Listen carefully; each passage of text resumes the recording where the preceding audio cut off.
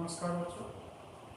पिछले वीडियो में हमने किरचॉफ्स वोल्टेज नियम को पढ़ा था। उसके द्वारा कैसे धारा का मान निकालते हैं उसको सीखा था। अब हम एक और एग्जांपल लेते हैं। ये वाला थोड़ा सा इसमें पढ़ा दिया है जिससे आपको और आसानी से समझ में आए। इस तरह के ही क्वेश्चन आपको एग्जाम में आने को मिलते हैं, कॉम्पिटिशन एग्जाम में आने को मिलते हैं। किसी भी इस तरह से एलिमेंट में पूछ लेता है कि एलिमेंट में बताइए धारा का मान क्या है, तो आप उसको वोल्टेज लॉ लगाकर आप उसको आसानी से कैलकुलेट कर सकते हैं। तो इसमें आपको ध्यान रखने वाली बात यह है कि वोल्टेज लॉ कहता क्या है कि परिपथ के किसी भी बंद लूप में, अब बंद लूप हमारे पास कितने हैं, 1, 2 और 3।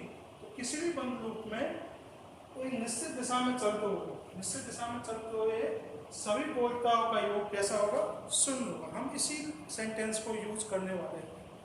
तो हमें निश्चित दिशा को कैसे मानते हैं, देखो हम धारा की दिशा को ही निश्चित दिशा मानकर चलते हैं, जिससे हमारी कैलकुलेशन हमें आसानी होती है। आप चाहो तो दूसरी दिशा भी ले सकते हो, लेकिन जिस तरह से हमारे अगर हम दूसरी दिशा लेंगे, धारा के विपरीत लेंगे, तो हमारा आंसर कैसा आएगा, धारा का नेगेटिव आएगा। तो आपको ये ध्यान रखना चाहिए कि अगर आप दूसरी दिशा ले रहे हो तो नेगेटिव क्यों आ रहा है, आप उसमें कंफ्यूज ना हो। तो हमने नेगेटिव इसलिए आता है क्योंकि हमने डायरेक्शन अपोजिट ली हुई है। ठीक है, तो अब ये बैटरी का ये सिरा प्लस है, ये माइनस।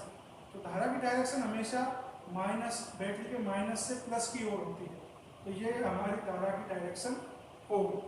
अब ये बैटरी के प्लस सिरे से जुड़ा हुआ सिरा प्लस और जो दूसरा सिरा कैसा होता है, माइनस होता है। इस प्रतिबाधा का ये सिरा बैटरी के प्लस से जुड़ा है, तो ये प्लस और ये माइनस। इसका ये सिरा बैटरी के प्लस से जुड़ा है, तो ये प्लस वाला और ये माइनस। ऐसे ही ये सिरा इसका प्लस से, तो ये प्लस, ये माइनस, ये भी प्लस और ये माइनस। इस तरह से आप पहला काम तो धारा की डायरेक्शन निकालोगे, फिर दूसरा काम उन पर प्लस माइनस आप लगाओगे। अब हमें ये धाराएं को डिसाइड करना है कि अब मान लीजिए यहाँ से धारा हमारी निकली I1, इस बैटरी से धारा निकली I1, तो ये धारा यहाँ से चलकर यहाँ तक पहुंची, यहाँ भी I1 है। अब यहाँ इसको दो रास्ते मिले, तो मान लीजिए इधर धारा हमारी निकली I2, कितनी निकली I2, यहाँ I1 थी, इधर I2 निकल गई। इसमें कितनी गई, I1 माइनस I2। I1 में से I2 इधर चली गई, तो बची हुई धारा नीचे आ गई।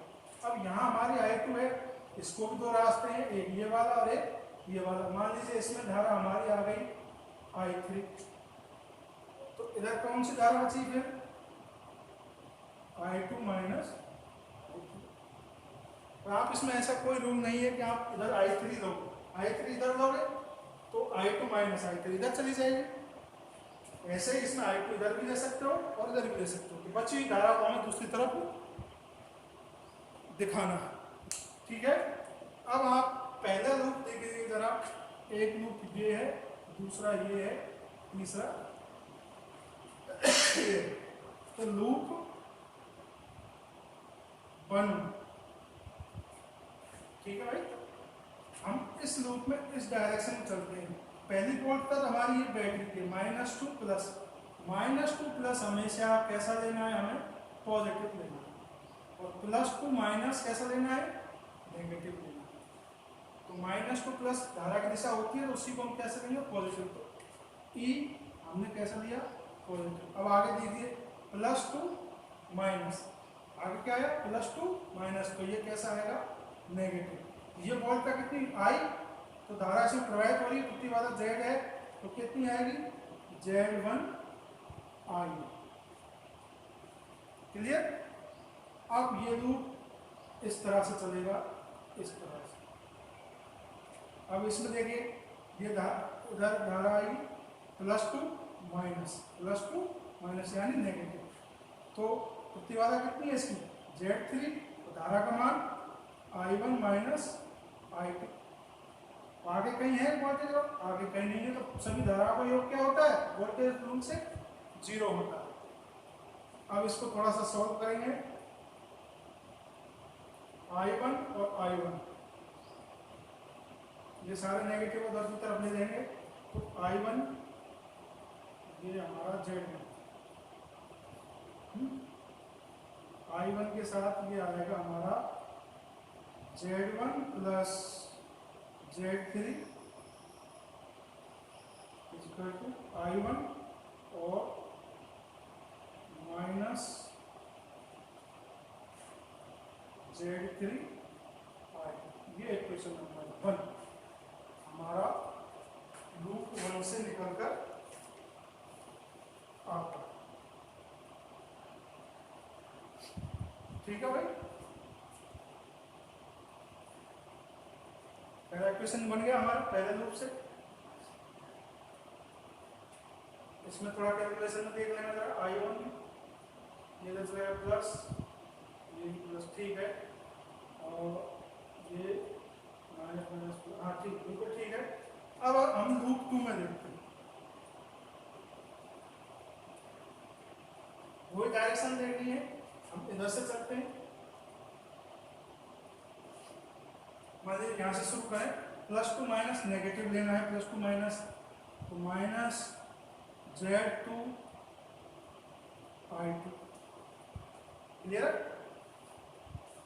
Z2 I2। अब इधर आए प्लस टू माइनस, ये भी नेगेटिव आएगा, इसकी वैल्यू कितनी है Z4, धारा का मान I2 माइनस I2, क्लियर है। फिर हम इधर चले, इधर कोई ड्रॉप नहीं है, इधर चले तो -2 प्लस, -2 प्लस कैसा लेना है, -2 प्लस कैसा है, प्लस लेना है यहाँ से, तो प्लस ये आया हमारा Z3 I1 minus I2 equal to 0। हो गया लूप कंप्लीट। लूप कंप्लीट होते ही सभी बोर्ड का योग कैसे कर देना है, 0 कर देना है। तो जरा इसमें देखिए आप I1 के साथ क्या क्या आ रहा है। I1 कहाँ पे, ये रहा है, तो I1 के साथ आ रहा है Z3 I1, ठीक है, और फिर I2 के साथ माइनस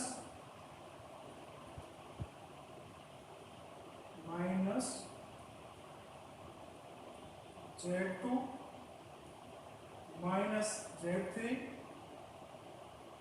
और माइनस Z2, माइनस बाहर कॉमन ले लिया, ये I2 के साथ है। और सॉल्व कीजिए, I3 बचा हमारे पास, तो I3 के पास माइनस माइनस प्लस हो गया, और बाकी तो कहीं किसी टर्म में है नहीं I3, तो I3 के पास बन गया हमारा Z4 I2। ये इक्वेशन नंबर 2, पहला इक्वेशन, पहले लूप का पहला इक्वेशन, दूसरे का दूसरा इक्वेशन, ठीक है भाई। अब आगे हमारा आता है last loop,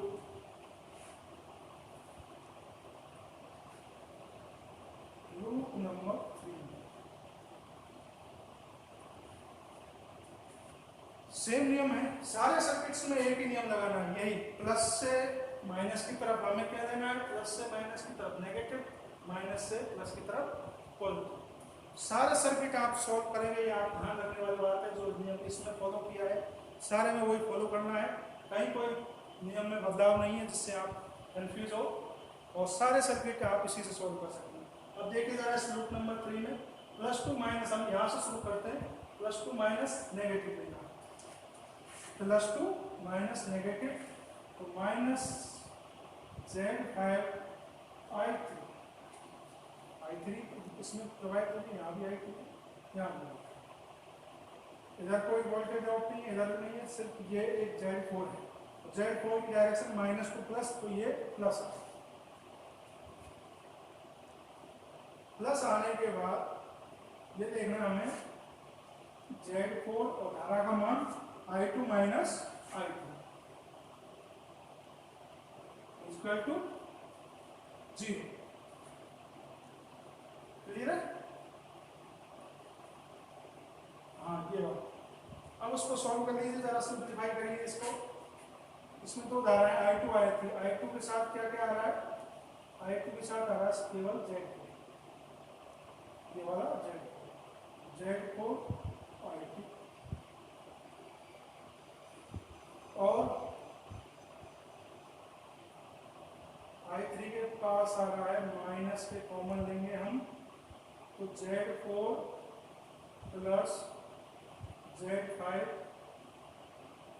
I3 equal to 0। ये इक्वेशन नंबर हमारा 3 आ गया। ठीक है, अब हमारे पास 3 लूप थे, तीनों के इक्वेशन आ गए और हम इनके द्वारा हमारे पास 3 अननोन चीजें हैं, बाकी सब नोन चीज। 3 अननोन चीजें कौन सी? I1, I2 और I2। ये 3 समीकरण हैं, तीनों से हम इनको निकाल सकते हैं।